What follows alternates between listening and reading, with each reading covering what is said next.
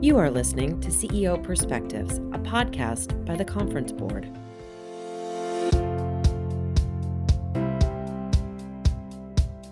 Welcome to this episode of CEO Perspectives, a signature series by the Conference Board. CEO Perspectives are conversations that take an objective, nonpartisan look at a range of timely topics that matter most to business leaders. To help make sense of these topics and how they'll unfold, we'll sit down with thought leaders and do what we do best at the Conference Board, provide trusted insights for what's ahead. I'm Steve Odland, the CEO of the Conference Board and the host of this series.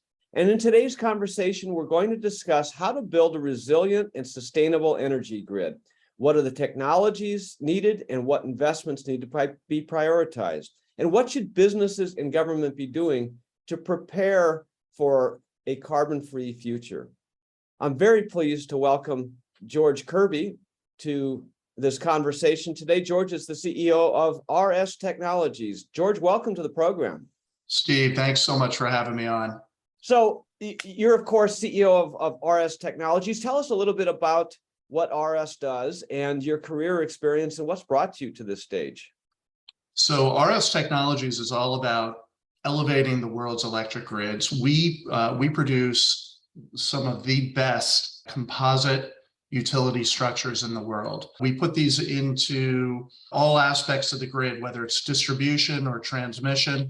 My background is actually, or my training was originally in composites when I went to school for aerospace engineering many years ago, decades ago. I studied composite structures during a time when the field was developing at a lightning pace. Since then, I haven't really done a lot with composites until recently.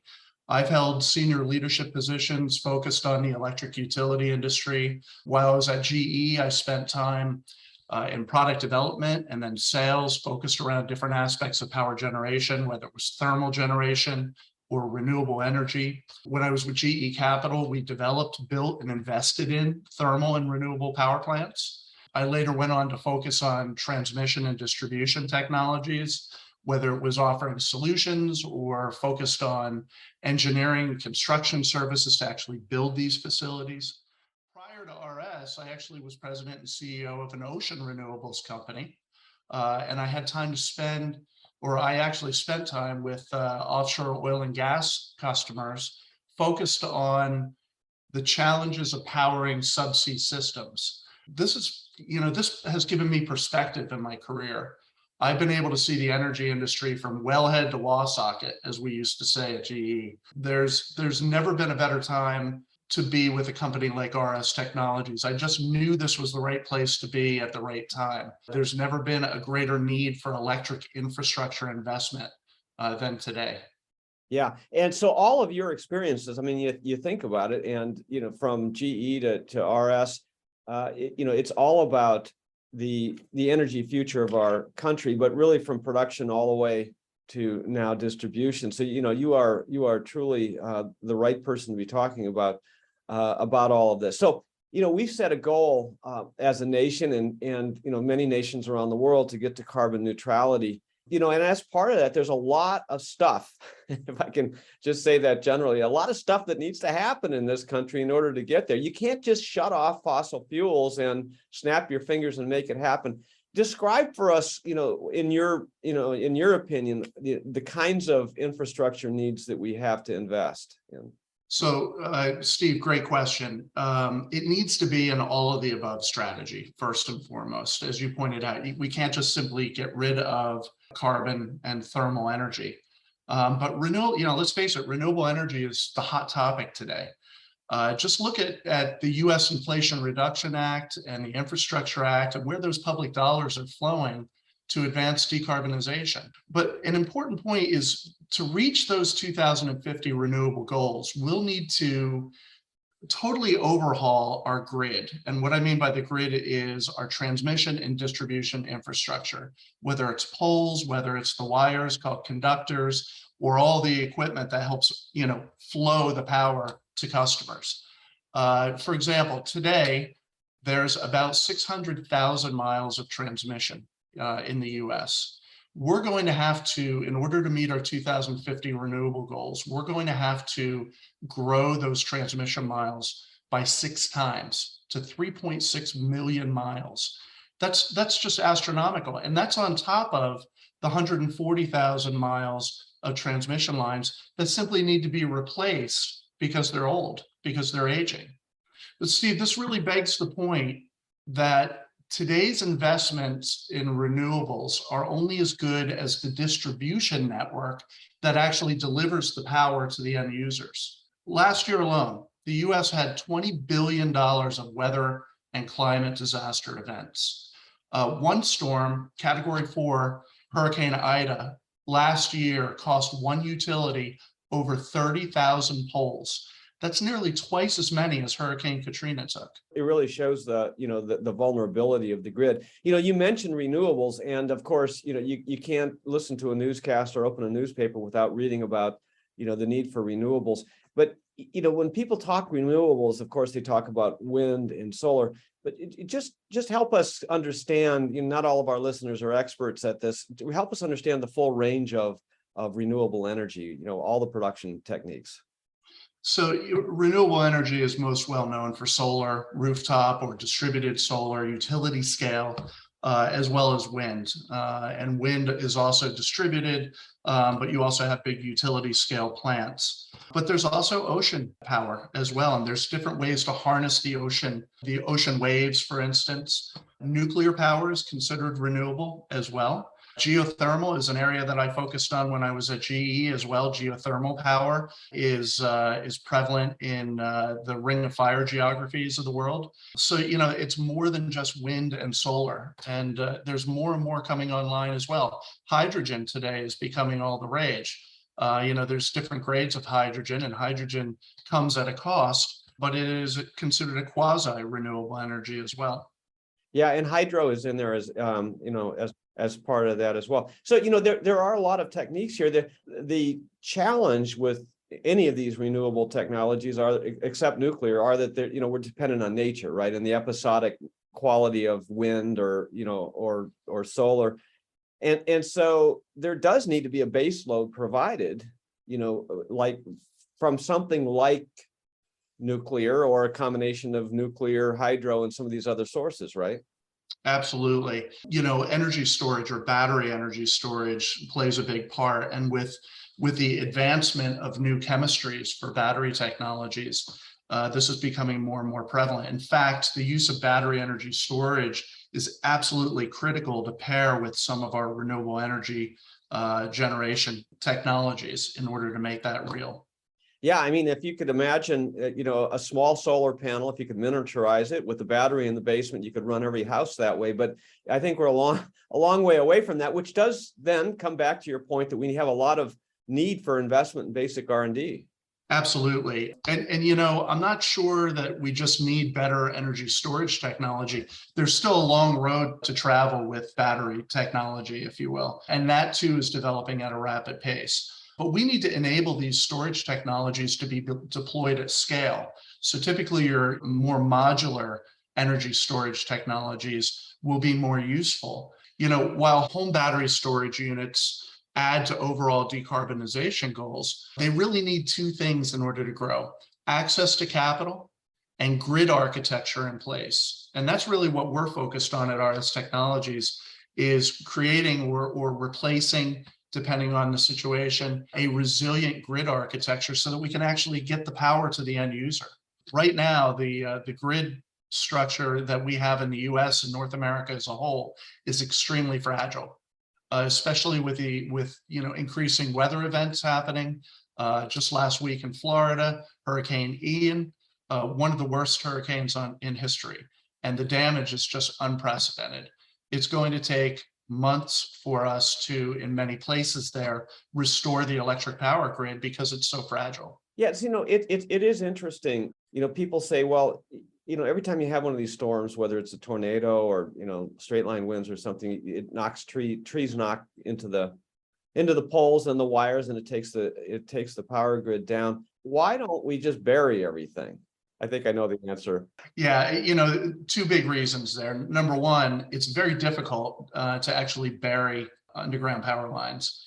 One of my prior roles, I worked very closely with PSEG with their Northeast Grid Reliability Program, and a major effort was put into undergrounding where we could.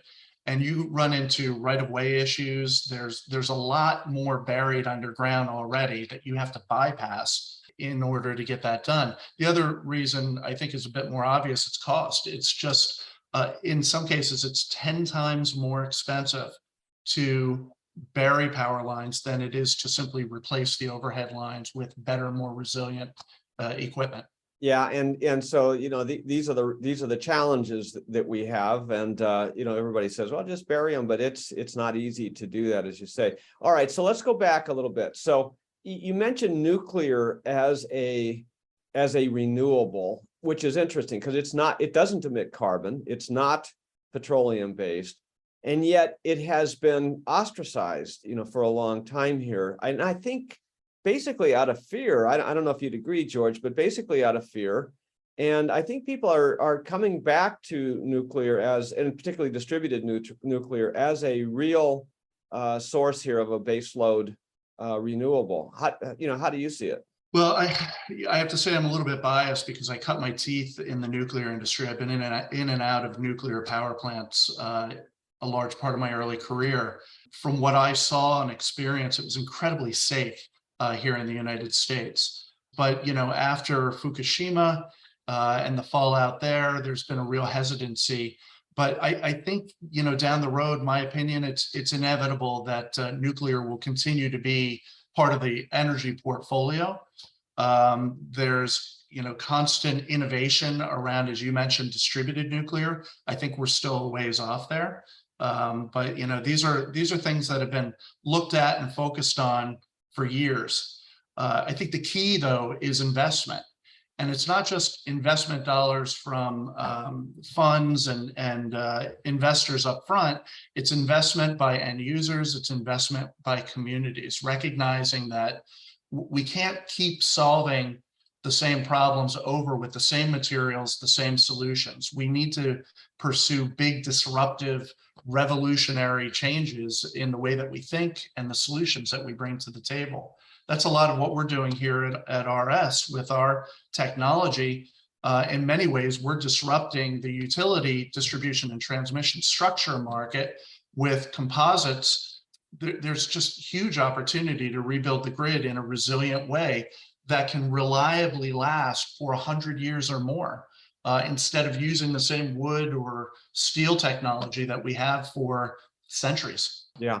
You mentioned Fukushima, and the issue there wasn't nuclear power. The issue there was they were hit by a tsunami, and the plant was not designed to be hit by a tsunami. So it was an environmental thing, and Chernobyl was a construction flaw. So the accidents that have happened have been a result of where they put them or how they've actually cut corners in the building. So it is relatively safe. The storage of spent material has been something that has been debated for a long time because you want to control that and you don't want it to fall into the hands of the wrong people, but there are solutions for that too. So I think you're right. I think we really do need to get on this and get this going here, because if you don't have the capacity, the transmission, the power capacity, you really can't put all of this extra load on it, in addition to everything that you said about the grid. Yeah, that's absolutely right. And when we look at Fukushima, it wasn't the tidal wave, it was the lack of planning for the tidal wave, I think, as you pointed out. And this is the shift that's happening with utilities and independent power producers. We're starting to recognize that these climatic events are real. They're happening more frequently, and we've got to build them into our planning and our infrastructure designs. And utilities are doing that today. The grid hardening programs that most of the investor-owned utilities are executing today are unprecedented. Billions and billions of dollars are being funneled over decades for these programs to essentially replace and rebuild with much more resilient systems and materials. Again, it's actually a movement that we're seeing in the energy industry. We're discussing the growth of renewable energy and the need for investment in production and the grid. We're going to take a short break and we'll be right back. As you and your company monitor the latest wave of shocks that have battered the U.S. economy, the award-winning forecast team at the Conference Board now predicts a recession by the end of 2022.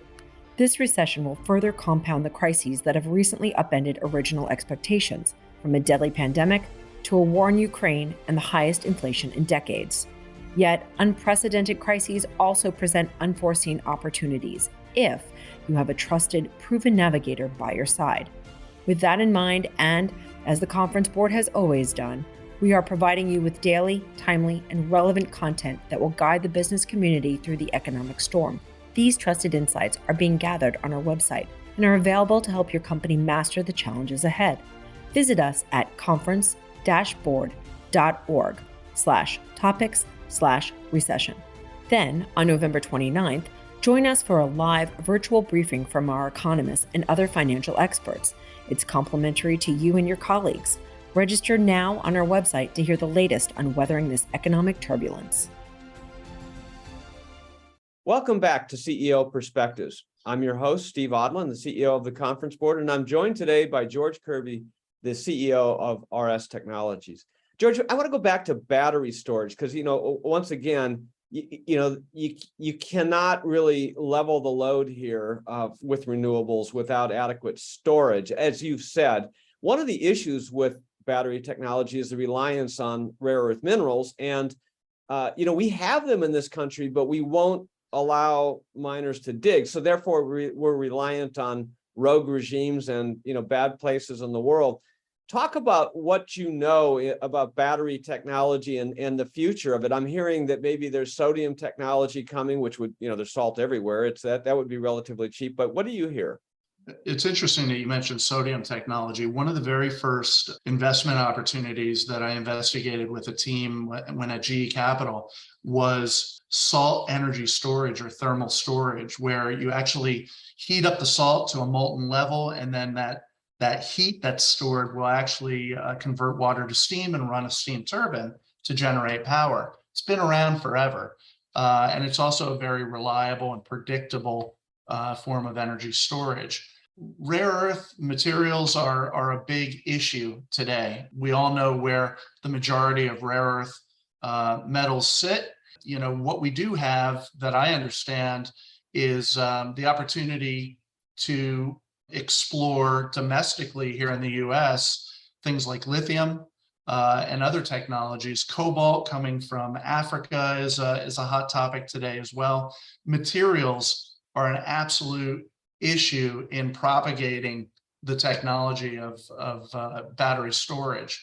But again, to my point earlier, without a resilient grid to support it, energy storage isn't going to matter. Yeah, you're so right. It's production and the grid. Okay, so you mentioned some of the storms that we've seen, Hurricane Ian most recently.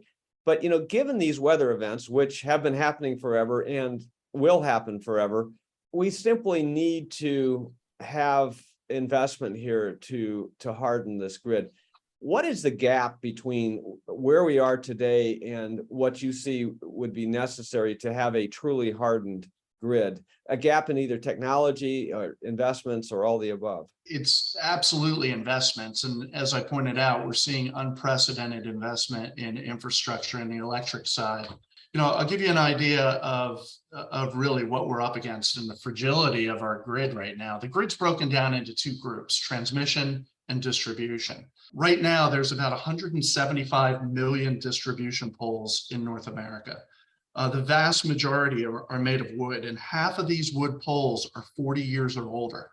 It's hard to fathom, but actually 35% are 60 years or older. Wood experiences rot, damage from insects, woodpeckers, believe it or not.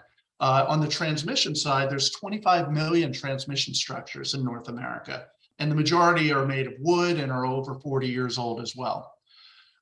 Spend today is for end of life replacement. So it's those older structures is where a large part of the spend is coming from. In fact, utilities replace primarily with wood, again, about 2 million poles a year. So spend on poles alone in North America is a $16 billion a year market. Wow. It's just, it's crazy. And that's poles in North America alone. And that includes annual replacements, grid hardening programs, the net zero grid initiatives we're talking about, as well as catch-up spend that, that we're undergoing because there's been a lot of neglect over the years. So what do you think the investment gap is between where we are and where we'd like to be with a hardened grid? When you look at the grid hardening programs that are underway in North America, US, it's unprecedented. There is a decades-long effort that needs to happen here. So when we talk about our 2050 net zero carbon goal for the US, we also have over the next 3 decades grid hardening that needs to happen because of these extreme weather events. Yeah, but it's hundreds of billions of dollars that. It's hundreds of billions of dollars, absolutely. And so what's the, we talk about utilities, and I think most consumers think of utilities as these private companies that are out there just to make a profit, and they're, they look at their bills and they just assume that somebody's rolling in the dough here. But a lot of utilities are government owned or municipally owned. Some are independent, but there needs to be a government and a private sector effort here, doesn't there? Absolutely, and there is currently. I mean, when you look at the complexity of the U.S. energy system, there's state, local, regulatory, and even regional, cross-state and cross-province in Canada, regulatory bodies that oversee the way that our utilities and our infrastructure is invested in, the way it's run. We work with, and our customers work with, public utility commissions. The commissions are usually state-based, and they are the ones that essentially set the rates that ratepayers like you and I pay for our electricity.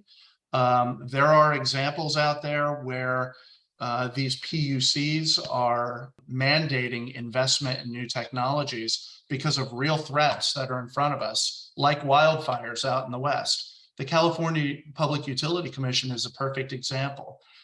They actually mandated that composite poles are used in high wildfire risk areas. So there's a massive program going on with those utilities in California to replace wood with composite, which naturally extinguishes in wildfires. Yeah, and this is just so important. Do you see that some of these poles are being replaced with wood still? Still, unfortunately, they are. And the challenge with wood, wood's been used since the mid-1800s. It is probably one of the longest used technologies to date, but still being used today. The challenge is a lot of the old growth forests have been depleted. So now they're tapping into new growth forests, and the strength and stiffness that's needed for existing technologies and loads really isn't there, let alone the increased loads that we're seeing with bringing on EV charging. I mean, consider if every garage in America has an electric vehicle and is being charged, what the infrastructure load needs to be in order to support that. That all goes up on top of poles. So our existing wood technology just not capable of carrying that. Yeah, it's interesting that you mentioned it because you have California now and New York who are going to outlaw internal combustion engines and, saying, great, we want 100% electric cars. Well, there's a lot of rare earth minerals in that. There's the same issues with the battery technology. They're expensive, but it was ironic that 2 days after their announcement in California, they then asked people to stop charging their cars because they didn't have enough capacity to charge them. Yeah, it's a bit of a circular issue. And while it's great to set big, lofty goals to really motivate communities and industry as a whole, there's just so much that goes into it. California has water problems, they have electric problems, and to add on to that, mandates for EVs and EV charging just really exacerbates the challenge and puts industry at the ready to be able to address these, but that all takes time. It takes investment. I mentioned disruptive technologies before. When you look at evolutionary technologies or evolutionary design changes and revolutionary. It's the evolutionary design changes that end up taking more time. They cost more because they take more time. More investment has to be put into revolutionary designs and revolutionary technologies, just like they're doing with battery storage, as you pointed out earlier. Yeah, and it's, it comes back to where we started. You need a plan. I mean, you can't evolve. You can't evolutionary technology. You can't evolve unless you have a plan. I mean, we now have set a goal, but you see people just trying to shut off access to or make carbon-based technologies so expensive. But you need a goal, and you need a plan, and you need the investment to get there, which is your point. I want to come back to your disruptive technology, because you have 20 years of experience in commercializing and deploying disruptive technology. It seems to me that all big leaps forward, which is what this would require some level of disruptive technology. Talk about what you see in the pipeline. And maybe some of it's fanciful. I don't know. It's not necessarily close, but what do you see coming down the road? Yeah, Steve, great question. To solve big world problems, we need big world solutions. And we've all heard about the big data movement that's been going on now for a decade or more. And that's really no different than in the electric utility industry. Big data is all about understanding our environment and the conditions of our assets. When you think about extreme weather events, you could imagine having smart structures that are out there that are giving feedback around how they're reacting to these hurricanes that are rolling through. So one example is to incorporate sensor technology into everything that we provide. Condition-based maintenance, condition-based replacement. We become more proactive than reactive. Instead of replacing things when they break, we anticipate and forecast when they're going to need to be maintained or replaced, and then we do it. It becomes a more proactive approach, and that all feeds into safety, quality of life for communities. Yeah. And clearly here, we need government and business to work hand in hand. You need regulatory reform. You need government to resolve whether we're going to use our own natural resources. So there's a lot of policy debates and decisions coming in order to facilitate this whole transition. Absolutely. And while these policymaking procedures could always be better, I mean, it's important for everybody to remember the complexity of the situation that we're dealing with. We've been talking about all the aspects and the necessary regulatory bodies that are over top of these decision-making processes as well. Right. George, thanks so much for joining us today and sharing all of your insights on the grid, the energy situation, and in carbon-free 2050. Thank you, Steve. I appreciate you having me on. And thanks to all of you for listening in to CEO Perspectives. Every week, I'll be joined by an expert to provide thought leadership and insights on the issues of our time. We'll cover the leading topics in economics, public policy, ESG, human capital, and more. Please share CEO Perspectives with your colleagues, your friends. I know that they'll want to listen. I'm Steve Odland, and this series has been brought to you by the Conference Board. You've been listening to a podcast from the Conference Board, the indispensable ally that has helped businesses through war, recession, and economic transformation since our founding in 1916. As recent unexpected economic challenges persist, you can find the latest and most trusted insights for what's ahead on our website. Please join us on November 29th for a live global virtual briefing from our award-winning economists and other financial experts.